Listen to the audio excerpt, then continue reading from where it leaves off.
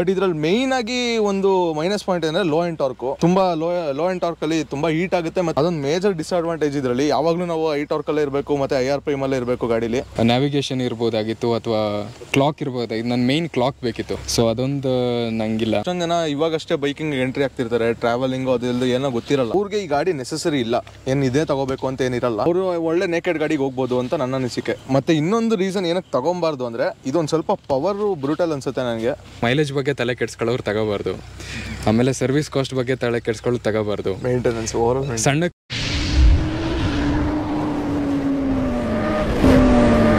So ನನ್ನ ಗಾಡಿ KTM Adventure 390 X ಅಂತ ಈಗ August 14th ಅಲ್ಲಿ ತೊಗೊಂಡಿದ್ದು. ಸೊ ಇದ್ರ ಆನ್ ರೋಡ್ ಕಾಸ್ಟ್ ಬಂದ್ಬಿಟ್ಟು 3,75,000 ಚೇಂಜ್ ಸಿಗುತ್ತೆ ನಿಮಗೆ. ಇದು ನನ್ನ ಗಾಡಿ price. Continental GT 650 Royal Enfield ಕಂಪ್ನಿದು.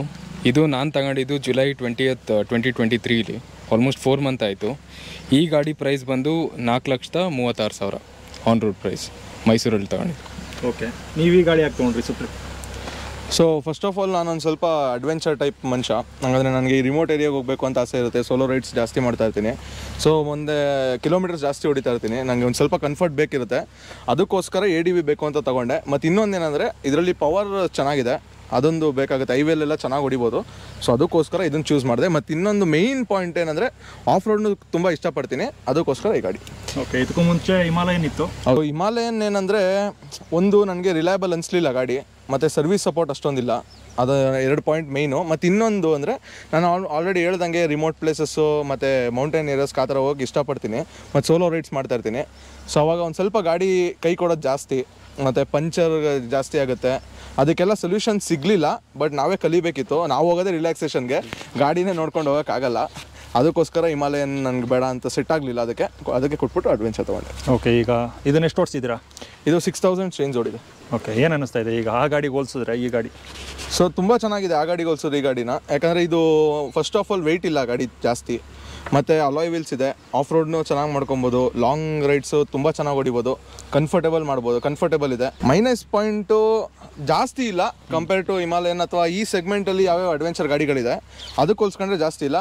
ಬಟ್ ಇದರಲ್ಲಿ ಮೇಯ್ನಾಗಿ ಒಂದು ಮೈನಸ್ ಪಾಯಿಂಟ್ ಅಂದರೆ ಲೋ ಎಂಡ್ ಟಾರ್ಕು. ತುಂಬ ಲೋ ಎಂಡ್ ಟಾರ್ಕಲ್ಲಿ ತುಂಬ ಹೀಟ್ ಆಗುತ್ತೆ. ಮತ್ತು ಏನಾಗುತ್ತೆ, ಕ್ಲಚ್ಚು ಜರ್ಕೊಡಿತಾ ಇರುತ್ತೆ. ಅದೊಂದು ಮೇಜರ್ ಡಿಸ್ಅಡ್ವಾಂಟೇಜ್ ಇದರಲ್ಲಿ. ಯಾವಾಗಲೂ ನಾವು ಹೈ ಟಾರ್ಕಲ್ಲೇ ಇರಬೇಕು, ಮತ್ತು IRPM ಅಲ್ಲೇ ಇರಬೇಕು ಗಾಡೀಲಿ, ಅದು ಮೇಜರು. ಮತ್ತು ಇನ್ನೊಂದು ಏನಂದರೆ ಇದರಲ್ಲಿ ಆಫ್ ರೋಡ್ ಮಾಡುವಾಗ ನಮ್ಗೆ ಅಷ್ಟೊಂದು ಕಂಫರ್ಟೇಬಲ್ ಅನ್ಸಲ್ಲ. ಇವಾಗ ನಾರ್ಮಲಾಗಿ ಹಿಮಾಲಯನಲ್ಲಿ ಇರ್ತೀವಲ್ಲ, ಅದು ಅಷ್ಟೊಂದು ಕಂಫರ್ಟೇಬಲ್ ಅನ್ಸಲ್ಲ ಅಷ್ಟೇ. ಅದನ್ನು ನಾನು ನೋಡಿರೋದು ಮೈನಸ್ ಪಾಯಿಂಟು. ಮತ್ತು ಇನ್ನೊಂದೇನೆಂದರೆ ಇದರಲ್ಲಿ ಚೈನು ಜಾಸ್ತಿ ಸ್ಪ್ರಾಕೆಟ್ ದೊಡ್ಡ ಇದೆ. ಸೊ ಚೈನ್ ಬೇಗ ಡರ್ಟ್ ಆಗ್ತಾ ಇರುತ್ತೆ.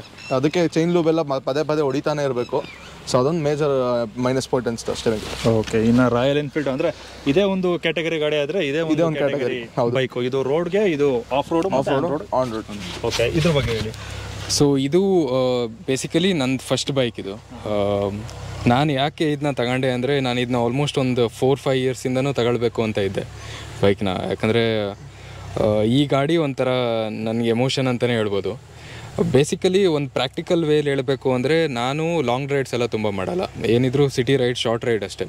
ಶಾರ್ಟ್ ರೈಡ್ಗೆ ಈ ಸೀಟಿಂಗ್ ಪೊಸಿಷನ್, ಈ ಸ್ಪೋರ್ಟಿ ಪೊಸಿಷನ್ ನನಗೆ ಕನ್ವೀನಿಯೆಂಟ್ ಅಂತ ಅನಿಸ್ತು. ಜೊತೆಗೆ ಈ ಪವರ್ ಓಕೆ ಏನು ಜಸ್ಟಿಫೈಡ್ ಅಂತ ಅನಿಸ್ತು ನನಗೆ ಇಂಡಿಯನ್ ರೋಡ್ಸ್ಗೆ ಕಂಪೇರ್ ಮಾಡಿದ್ರೆ. ಇನ್ನೊಂದೇನು ಅಂದರೆ, ಇದು ಒಂಥರ ರಾ ಪವರ್ ನಿಮಗೆ ಗಾಡಿ. ಬೇರೆ ಗಾಡಿ ಥರ ನಿಮ್ಗೆ ಆ ಪವರ್ ಫೀಲ್ ಆಗುತ್ತೆ. ಗಾಡಿ ಎಷ್ಟು ಹೇಗೆ ಓಡ್ತಿದೆ ಏನು ಅಂತ, ನೀವು ಕಂಪ್ಲೀಟ್ ಪವರ್ ನಿಮ್ಮ ಕಂಟ್ರೋಲಲ್ಲಿರುತ್ತೆ. ಅದು ಬಿಟ್ಟರೆ ಇನ್ನೊಂದು ಲುಕ್ ಅಂತ ಹೇಳ್ಬೋದು.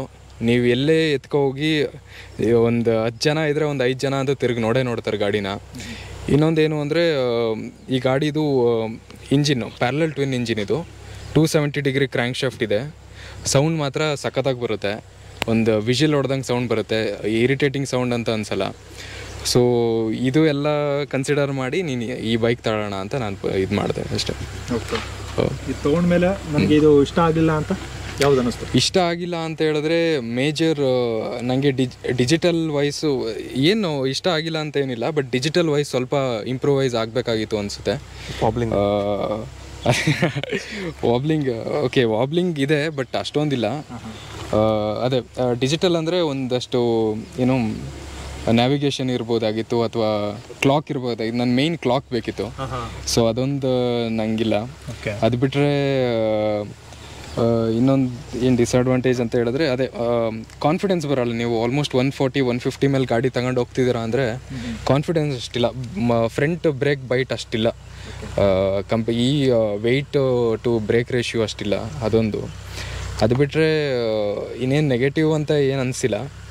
ಅದೇ ತುಂಬಾ ಅರ್ಲಿ ಆಯ್ತು. ಕೇಳಕ್ಕೂ ಸಮಂಜಸ ಅಲ್ಲ, ಯಾಕಂದ್ರೆ ಇನ್ನು 6,000 ಓಡಿದ್ಯಾ? ಎಷ್ಟು?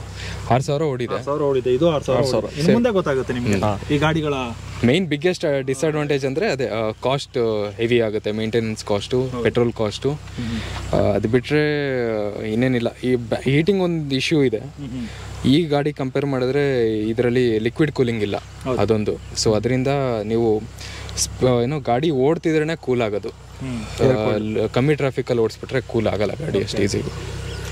ಸೊ 4 ಲಕ್ಷ ಕೊಡ್ತಾ ಲಿಕ್ವಿಡ್ ಕೂಲ್ಡ್ ಇಲ್ಲ. ಆದರೆ ಈ ಗಾಡಿ ನಮ್ಗೆ ಆ ತಲೆನೋವು ಇಲ್ಲ, ಎಲ್ಲ ಇರುತ್ತೆ. ಸೊ ಯಾಕೆಂದ್ರೆ ಇದು ಇನ್ ಮೇಜರ್ ರೀಸನ್ ಏನಂದ್ರೆ ಅದು 7,000 RPM ಗಂಟ ರೇವ್ ಆಗುತ್ತೆ ಅಷ್ಟೇ. ಬಟ್ ಇದು 12,000 RPM ಗಂಟ ರೇವ್ ಆಗುತ್ತೆ. ಮತ್ತು ಇದ್ರಲ್ಲಿ ರೇಡಿಯೇಟರ್ ಜಾಸ್ತಿ ಮತ್ತು ಕಂಪ್ರೆಷನ್ ರೇಷಿಯೋ ಜಾಸ್ತಿ ಇಂಜಿನ್ದು. ಸೊ ಇದಕ್ಕೆ ಮಸ್ಟ್ ಆ್ಯಂಡ್ ಶುಡ್ ಬೇಕೇ ಬೇಕು ಲಿಕ್ವಿಡ್ ಕೂಲ್ಡು. ಇಲ್ಲ ಅಂದರೆ ಆಫ್ ಆಗಿಬಿಡುತ್ತೆ ಬೇಗನೆ. ಓವರ್ ಹೀಟ್ ಆಗ್ತಿದ್ದಂಗೆ ಆಲ್ರೆಡಿ ಆಫ್ ಆಗಿಬಿಡುತ್ತೆ ಗಾಡಿ. ಸೊ ಅದಕ್ಕೋಸ್ಕರ ಇದರಲ್ಲಿ ಲಿಕ್ವಿಡ್ ಕೂಲ್ಡ್ ಬೇಕೇ ಬೇಕು. ಬಟ್ ಅದರಲ್ಲಿ ಅವಶ್ಯಕತೆ ಇಲ್ಲ ಅನ್ಕೋತೀನಿ ಅಷ್ಟೊಂದು. ಅಂದರೆ ಅವಶ್ಯಕತೆ ಇಲ್ಲ ಅಂದರೆ 200cc ಬೈಕ್ಗೆಲ್ಲ ಇರ್ತವೆ. 650cc ಅಲ್ಲ? ಅದೊಂದು ಸತ್ಯ, ಅದೊಂದು. ಇನ್ನು ಈ ಗಾಡಿನ ತಗೊಳ್ಳೋರು ಏನಕ್ಕೆ ತಗೋಬೇಕು, ಏನಕ್ಕೆ ತಗೋಬಾರ್ದು? ಓಕೆ.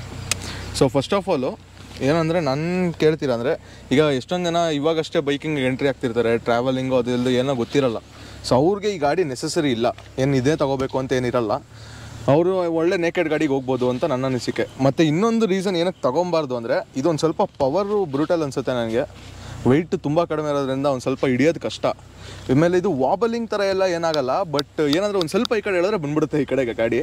ಅದೊಂದು ಏನಂದರೆ ಅದೊಂದು ರೀಸನ್ ಅಂತ ಹೇಳ್ಬೋದು. ಪವರು ಜಾಸ್ತಿ ಇದೆ, ಸ್ಟಾರ್ಟಿಂಗ್ ಎಂಟ್ರಿ ಲೆವೆಲ್ ತೊಗೊಳ್ಳೋದು ಕಷ್ಟ. 200cc ಇಂದ ಬೇಕಾದ್ರೆ ಇದಕ್ಕೆ ಬನ್ನಿ, 200 ಆ ಥರದಿಂದ ಹೋಗ್ಬೋದು. ಇದು ಅದು ರೀಸನ್ ತಗೋಬಾರ್ದು ಅಂತ. ತಗೋಬೇಕು ಅಂತ ಏನಕ್ಕೆ ತೊಗೊಬೇಕು ಅಂದರೆ, ಈಗ ಒಂದು ಸ್ವಲ್ಪ ಜನ ಆಲ್ರೆಡಿ ಅಡ್ವೆಂಚರ್ ಮೈಂಡೆಡ್ ಆಗಿರ್ತಾರೆ, ಅಡ್ವೆಂಚರಸ್ಸು ಮತ್ತು ಆಫ್ ರೋಡ್ ಮೈಂಡೆಡ್ ಆಗಿರ್ತಾರೆ. ಸೊ ಅವ್ರಿಗೆ ಆಬ್ವಿಯಸ್ಲಿ ಕಂಫರ್ಟೇಬಲ್ ಬೇಕು, ಮತ್ತು ಕಿಲೋಮೀಟರ್ ಜಾಸ್ತಿ ಹೊಡೋರಿಗೆ ಕಂಫರ್ಟೇಬಲ್ ಬೇಕು.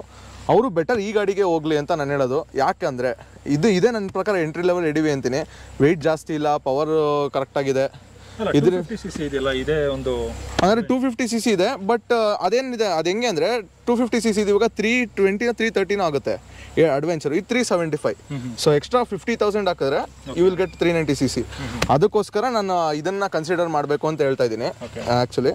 ಸೊ ಇದು ರೀಸನ್ನು. ಅಡ್ವೆಂಚರ್ ಮಾಡೋರು, ಆಫ್ ರೋಡ್ ಮಾಡಬೇಕು ಅಂದ್ಕೊಂಡಿರೋರು, ಮತ್ತು ಮೇಯ್ನಾಗಿ ಒಬ್ಬೊಬ್ಬರಿಗೆ ಬ್ಯಾಕ್ ಪೇಯ್ನ್ ಸಿಕ್ಕಾಪಟ್ಟೆ ಬರ್ತಾ ಇರುತ್ತೆ, ಅವರೆಲ್ಲ ಈ ಥರ ಅಡ್ವೆಂಚರ್ ಗಾಡಿಗೆ ಹೋಗಲಿ, ಈ ಗಾಡಿಗೆ ಹೋಗಲಿ ಅನ್ನೋದು ನನ್ನ ಅನಿಸಿಕೆ. ಅದೇ ಈ ಗಾಡಿ ಯಾಕೆ ತಗೊಳ್ಬೇಕು ಅಂದರೆ ಪ್ಯೂರ್ಲಿ ಔಟ್ ಆಫ್ ಪ್ಯಾಷನ್ ಅಂತ ನಾನು ಹೇಳ್ತೀನಿ. ಯಾಕಂದರೆ ಈ ಗಾಡಿ ನೀವು ಪ್ರಾಕ್ಟಿಕಲ್ ಆಸ್ಪೆಕ್ಟ್ಸಲ್ಲಿ ಯೋಚನೆ ಮಾಡಿದ್ರೆ ಯಾವುದೇ ಆಸ್ಪೆಕ್ಟ್ಸಲ್ಲೂ ತಗೊಳ್ಬೇಕು ಅನ್ನೋ ಚಾಯ್ಸ್ ಬರೋಲ್ಲ ಈ ಪ್ರೈಸ್ ಸೆಗ್ಮೆಂಟ್ಗೆ. ಯಾಕಂದರೆ ತುಂಬ ಬೇರೆ ಬೇರೆ ಗಾಡಿ ಇದೆ ಈ ಪ್ರೈಸ್ ಸೆಗ್ಮೆಂಟ್ಗೆ. ಸೊ ಅದೇ ಒಬ್ಬ ಪ್ಯೂರ್ಲಿ ಪ್ಯಾಷನಿಂದ ಒಂದು ಪವರ್ನ ನೀವು ಎಕ್ಸ್ಪೀರಿಯನ್ಸ್ ಮಾಡಬೇಕು ಅಂದರೆ ಮಾತ್ರ ಈ ಗಾಡಿ ತಗೊಳ್ಳಿ.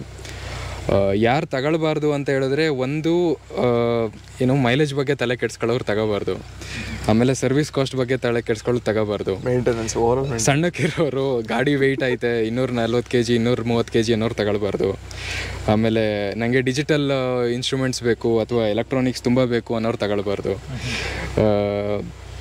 ನನಗೆ ಏನು ರೋಡಲ್ಲಿ ಹೋಗ್ಬೇಕಾರೆ ಯಾರು ನೋಡಬಾರ್ದಪ್ಪ, ಸುಮ್ಮನೆ ನನ್ನ ಪಾಡಿಗೆ ನೆಮ್ಮದಿಯಾಗಿ ಹೋಗ್ಬೇಕು, ಯಾರು ಅಟೆನ್ಷನ್ ಗ್ರ್ಯಾಬ್ ಆಗಬಾರ್ದು ಅಂದರೆ ಅವ್ರು ತಗೊಳ್ಬಾರ್ದು.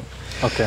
ಸೊ ಅದು ಬಿಟ್ಟರೆ ಏನು ತುಂಬ ಕಾರಣಗಳಿದಾವಲ್ಲ, ತುಂಬ ಅದು ಈ ಗಾಡಿ ತಗೊಳಕ್ಕೆ ತುಂಬ ಕಾರಣ ಇರಲಿಲ್ಲ ತಗೊಳ್ಳದೇ ಇರೋಕ್ಕೆ. ಈ ಗಾಡಿಗೆ ಸಿಕ್ಕಾಪಟ್ಟೆ ಕಾರಣ ಇದಾವೆ. ಲಿಸ್ಟ್ ಅವರು ಯೋಚನೆ ಮಾಡ್ತಾವ್ರೆ, ಯೋಚನೆ ಮಾಡಿ ಯಾವ ಕಾರಣಕ್ಕೆ ತಗೋಬಾರ್ದು. ಇದು ಕಾಲು ಸುಡುತ್ತೆ ತಗೋಬಾರ್ದು, ಸುಡುತ್ತೆ, ಸರಿಯಾಗಿ ಕುತ್ಕೊಳಕ್ಕಾಗಲ್ಲ ತಗೋಬಾರ್ದು. ಪಕ್ಕ ಅವೆಲ್ಲ ಅದು ಅಷ್ಟೇ. ಆ್ಯಕ್ಚುಲಿ ಸಿಂಗಲ್ ಸೀಟೆಡ್ ಬೈಕು ಇಲ್ಲ. ಆ್ಯಕ್ಚುಲಿ ಏನಂದರೆ ಒಂದು, ಸೊ ಎಲ್ಲರೂ ಪಿಲಿಯನ್ ಜೊತೆ ರೈಡ್ ಮಾಡಕ್ಕೆ ತಗೋತಾರೆ, ಅವರು GTಗೆ ಹೋಗ್ಬಾರ್ದು ಅಂತ ನಾನು ಹೇಳ್ತೀನಿ. ಯಾಕಂದರೆ GT ಹಿಂದೆಗಡೆ ಅಷ್ಟು ಕಂಫರ್ಟೇಬಲ್ ಇಲ್ಲ. ಯಾಕಂದರೆ ಇದ್ರ ಸೀಟು ಪೊಸಿಷನ್ ಹೆಂಗಿದೆ ಜಾರ್ ಬಿಡ್ತಾರೆ. ಆಮೇಲೆ ಅದೊಂದು ರೀಸನ್. ಪಿಲಿಯನ್ ಇರೋದು GTಗೆ ಹೋಗೋದು ಬೇಡ, ಇಂಟರ್ಸೆಪ್ಟರ್ಗೆ ಹೋಗಿ ಅಂತ ಹೇಳ್ತೀನಿ. ಅಷ್ಟೊಂದು ಆಸೆ ಇದ್ರೆ 650ಗೆ ಅದೊಂದು ನಾನೊಂದು ಹೇಳ್ತೀನಿ. ಮತ್ತು ನಾನು ತಪ್ಪಿದ್ರೆ ಸುಪ್ರೀತು ಅವ್ರು ಇವ್ರು ಯಾರು ಕುತ್ಕೊಂಡ್ರೆ ಹಿಂದೆಗಡೆ ಸೀಟೇ ಕಾಣಲ್ಲ, ಅಲ್ಲಿ ತನಕ ಬಂದ್ಬಿಡ್ತಾರೆ ಬ್ಯಾಗಿ. ಇಲ್ಲಿ ಗಂಟೆ ಕುತ್ಕೊಂಡಿರ್ತೀವಿ ಇಲ್ಲಿ. ಅದೇ ಹಿಂದೆಗಡೆ ಹಿಂದೆಗಡೆ ಇಲ್ಲ ಬ್ರೋ, ಸಿಗದೆ ಇಷ್ಟು ಸೀಟ್ ನಮ್ಗೆ. ಇವರು ಕುತ್ಕೊಳ್ಳೋರು ಡ್ರೈವರ್ ಇರ್ತಾರಲ್ಲ, ಅವ್ರಿಗೆ ಇಷ್ಟೇ ಇಲ್ಲಿ ಕೊಡ್ತಾರ ಅವರು, ನಮ್ಗೆ ಸಿಗದೆ ಇಷ್ಟು. ಅಕಸ್ಮಾತ್ ಕಮ್ಮಿ ಮೇಲೆ ಕುಂತ್ಕೋಬೇಕು. ಹಿಂದೆಗಡೆ ಯಾವ್ದಾದ್ರು ಹುಡುಗಿರ್ ಕೂರ್ಸ್ಕೊಂಡು ಇದೇನೆ ಅಂತ ನೋಡ್ಬೇಕು ನಾವು. ಅವಳು ಉದ್ರಕೋಗ್ಬಿಟ್ಟಿರ್ತಾಳೆ ಎಲ್ಲೋ, ಅದೆಲ್ಲ ಹೋಗಿರ್ತಾರೆ. ಹಂಸ್ ಬಂದಾಗ ಅಲ್ಲೆಲ್ಲ ದೊಡ್ಡ ಹಂಸ್ ಬತ್ತಲ್ಲ, ಇದಾಳ ಇಲ್ವಾ? ಮೈಸೂರು ಪ್ಯಾಲೇಸ್ ಹೋಗ್ಬೇಕು ಅಂದ್ರೆ ಶ್ರೀರಂಗಪಟ್ಟಣದ ಕರಿಘಟ್ಟ ಹತ್ರನೇ ಲಿಫ್ಟ್. ಓಕೆ, ಈ ಇಷ್ಟೊಂದು ಕಾರಣಗಳಿರ್ತವೆ ಈ ಗಾಡಿ ತಗೋಬಾರ್ದು ಅನ್ನಕ್ಕೆ. ಈಗ ಸದ್ಯ ಇನ್ನೊಂದು ಕಾರಣಕ್ಕೆ ಇದು ತಗೋಬೇಕು, ಅಲಾಯ್ ವೀಲ್ಸ್ ಕೊಟ್ಟಿದ್ದಾನೆ. ಮೊದ್ಲು ಕೂಡ ಯೋಚನೆ ಮಾಡಿದ್ದೆ, ಯಾಕಂದ್ರೆ ಆ ಟೈಮ್ಗೆ ಇವರು ತಗೊಂಡಿದ್ರು ಗಾಡಿ. ನಾನು ಡೆಲಿವರಿಗೆ ಹೋಗಿದ್ದೆ, ನನಗೆ ಹಿಮಾಲಯನ್ ಅಲ್ಲಿ ಸೇಲ್ ಮಾಡಿದಾಗ ಅಲಾಯ್ ವೀಲ್ ಕೊಟ್ಟಿರೋದು ನನಗೆ ತುಂಬ ಇಷ್ಟ ಆಯಿತು. ಯಾಕಂದರೆ ಈ ತೂಕ ಇರೋ ಗಾಡಿಗಳೇನಂದರೆ ಈ ಪಂಚರ್ ಆದಾಗ ನನ್ನ ಪರ್ಸ್ನಲ್ ಎಕ್ಸ್ಪೀರಿಯನ್ಸು ಯಾರೂ ಬರೋಲ್ಲ ಮುಂದೆ. ಅದಕ್ಕೆ ಹಿಮಾಲಯನ್ ಕೊಟ್ಟಿದ್ದು. ನಾನು ಎಷ್ಟೊಂದು ಟ್ರಕ್ಗೆಲ್ಲ ಹಾಕಕ್ಕೆ ಟ್ರೈ ಮಾಡಿದ್ದೀನಿ, ಅವತ್ತು ಹೋಗಲಿಲ್ಲ. ಹಂಗಾರೆ ಪಿಕಪ್ ಟ್ರಕ್ಗಳಿರ್ತಾವಲ್ಲ ಅದಕ್ಕೆ ಹೋಗಲಿಲ್ಲ. ಮತ್ತು ವೆಯ್ಟು ಇದನ್ನೇನಾದ್ರು ಒಂದು 3 ಜನ ಸೇರಿಸಿ ಎತ್ತಾಕ್ಬಿಡ್ಬೋದು ಗಾಡಿನ ಒಳಗಡೆ, ಏನಾದ್ರು ಒಂದು ರಿಮೋಟ್ ಏರಿಯಾದಲ್ಲಿ. ಬಟ್ ಹೋಗೋದೇ ಇಲ್ಲ ಗಾಡಿಗಳು. ಸೊ ಇದು ತೂಕ ಇರೋ ಗಾಡಿಗಳಿಗೆ ಆದಷ್ಟು ಅಲಾಯ್ ಕೊಟ್ರೆ ಬೆಟರ್ ಅಂತ ಅನ್ಕೋತೀನಿ ನಾನು. ಯಾಕಂದರೆ ಪಂಚರ್ ಆದ್ರಂತೂ ನಿಜ ತಳ್ಳಕ್ಕಂತೂ ಆಗಲ್ಲ, ಆ ಸಂಕಟ ಯಾರಿಗೂ ಬೇಡವೇ ಬೇಡ ಅಲ್ಲ. ಅದು ಒಂದು ಅಡ್ವಾಂಟೇಜ್.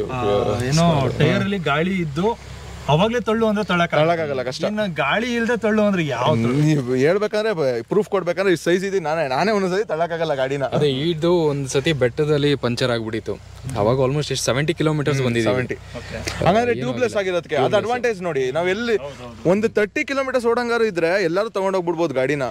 ಬಟ್ ತಕ್ಷಣ ನಿಂತೋಗುತ್ತೆ ಅಂದ್ರೆ, ಇದಾಗ್ಬಿಡುತ್ತೆ ಅಂದ್ರೆ, ಒಂದು ಟ್ಯೂಬ್ಗಳು ಕ್ಯಾರಿ ಮಾಡ್ಬೇಕಾಗುತ್ತೆ, ಮತ್ತೆ ನಾವೇ ವೀಲ್ ಬಿಚ್ಚಬೇಕಾಗುತ್ತೆ. ಮತ್ತೆ ಇವಾಗ ಎಕ್ಸ್ಪೀರಿಯನ್ಸ್ ಇರಲ್ಲ. ಮತ್ತೆ ಎಲ್ಲರೂ ಹೊರಗಡೆ ಹೋದಾಗ ವೀಲ್ ಕೂಡ ಬಿಚ್ಕೊಡಲ್ಲ ಅವರು. ತುಂಬಾ ಹಿಂದೆ ಮುಂದೆ ನೋಡ್ತಾರೆ, ದೊಡ್ಡ ಗಾಡಿ ಕೈ ಹಾಕಿದ್ರೆ ಸುಮ್ಮನೆ ಹೋಗುತ್ತೆ ಅಂತ. ಸೊ ಆ ಥರ ಎಲ್ಲ ಪ್ರಾಬ್ಲಮ್ಸ್ ಇರುತ್ತೆ. ಸ್ಪೋಕ್ ವೀಲ್ ತಗೊಳ್ಳೋರ್ಗೆ ಹೇಳ್ತಾ ಇರೋದು ಮೇನ್ ಆಗಿ. ಬಟ್ ಪ್ಯೂರ್ಲಿ ಅಡ್ವೆಂಚರ್ ಮಾಡೋರು, ಇವಾಗ ಒಬ್ಬೊಬ್ರು ಏನಂದ್ರೆ ಕಂಪ್ಲೀಟ್ ಆಫ್ ರೋಡ್ಗೆ ಇಟ್ಬಿಡ್ತಾರೆ ಗಾಡಿ, ಅವ್ರಿಗೆ ಓಕೆ ಸ್ಪೋಕ್ ವೀಲ್ ಬೇಕು. ಇನ್ನು ಇದು ಈಗ ಸದ್ಯಕ್ಕೆ ನಿಮ್ಮಿಬ್ಬರ ಒಂದಷ್ಟು ರಿವ್ಯೂ ಈ ಗಾಡಿಗಳ ಬಗ್ಗೆ. ಇನ್ನು ನಿಮ್ಗೆ ಈ ಗಾಡಿ ಬಗ್ಗೆ ಗೊತ್ತಿಲ್ಲ, ಮುಂದೆ ಏನಾಗುತ್ತೋ. ರಿಲಯಬಲ್ ಬಗ್ಗೆ ಇನ್ನ ಇಬ್ರು ಮಾತಾಡಕ್ಕಾಗಲ್ಲ. ಅಲ್ಲ, ಸರ್ವಿಸ್ ಕಾಸ್ಟ್ ತಪ್ಪಿದ್ರೆ ಏನೇನ್ ಕೈ ಕೊಡುತ್ತೋ, ಏನೇನ್ ಹಾಕಿಸ್ಬೇಕೋ, ಮತ್ತೆ ಆಫ್ಟರ್ ಸೇಲ್ಸ್ ನಾವು ಇನ್ನ ಹೇಳಕ್ಕಾಗಲ್ಲ. ಇನ್ನೊಂದು ರೀಸನ್ ಯಾಕೆ ಈ ಗಾಡಿನ ತಗೊಳ್ಬಾರ್ದು ಅಂದರೆ, ನೀವು ಬರೀ 4.5 ಲಕ್ಷ ಕೊಟ್ಬಿಟ್ಟು ಗಾಡಿ ಮುಗೀತು ಅಂತ ಅಂದ್ಕೊಂಡ್ರೆ ಅದಲ್ಲ.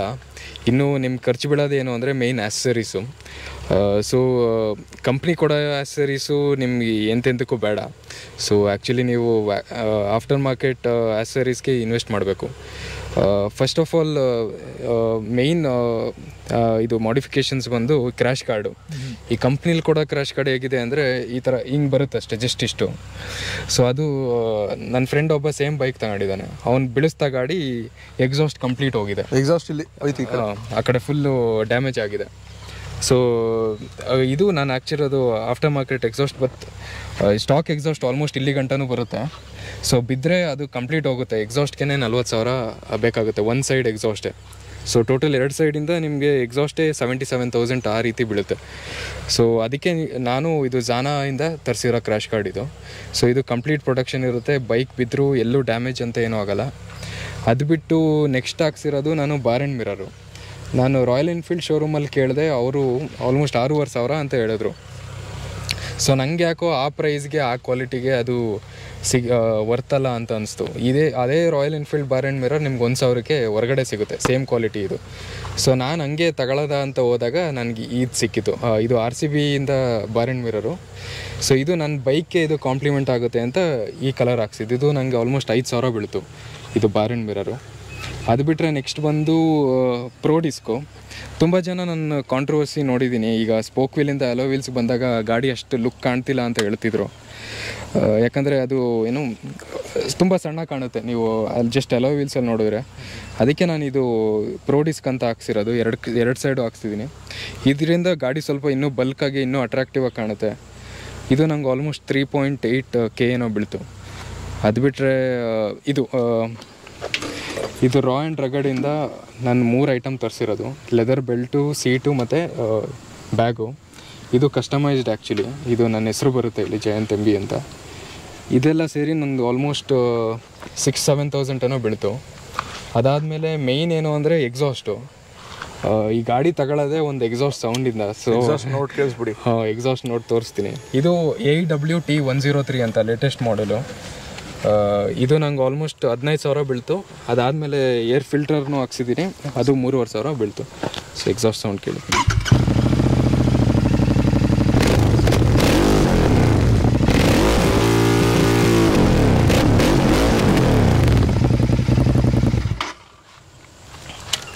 ಸೊ ಇದು ನಂದು ಮೇಜರ್ ಮಾಡಿಫಿಕೇಷನ್ಸು. ಅದು ಬಿಟ್ಟರೆ ಇದೊಂದು ಹೆಲ್ಮೆಟು, ಇದು ರೆಟ್ರೋ ಸ್ಟೈಲ್ ಹೆಲ್ಮೆಟ್, ಇದು ಆಕ್ಸರ್ ರಾಗ್ ಅಂತ. ಇದು ಆಲ್ಮೋಸ್ಟ್ ನನಗೆ 7000 ಬೀಳ್ತು. ಯಾವ ಬೈಕು ಸೆಟ್ ಆಗಲ್ಲ, ಬಟ್ ಈ ಕೆಫೆ ರೇಸರ್ ಮತ್ತು ರೆಟ್ರೋ ಬೈಕ್ಗೆ ಸೂಟ್ ಆಗುತ್ತೆ. ಓಕೆ, ಅಂದರೆ ಇದು ಆನ್ ರೋಡ್ ಪ್ರೈಸ್ ಬಿಟ್ಟು ಆಕ್ಸೆಸರೀಸ್ಗೂ ಒಂದಿಷ್ಟು ಪ್ರೈಸು ಅಂತ ಎತ್ತಿಡಬೇಕು. ಎಷ್ಟಾಯಿತು ಟೋಟಲ್ ಒಂದು 50,000 ಆಗಿದೆ. ಇದು ಒಂದು ಕಾರಣ. ಓಕೆ, ನೀವೇನೇನು ಆಕ್ಸೆಸರೀಸ್ ಹಾಕ್ಸಿದ್ದೀರಾ? ಸೊ ಓಕೆ, ಜಯಂತ್ ಅವ್ರು ಹೇಳಿದ್ರಲ್ಲ ಆಲ್ರೆಡಿ, ಗಾಡಿ ತಗೊಳ್ಳೋದಲ್ಲ, ಒಂದು ಸ್ವಲ್ಪ ಆಕ್ಸೆಸರೀಸ್ ಕೂಡ ಹಾಕ್ಸ್ಬೇಕು.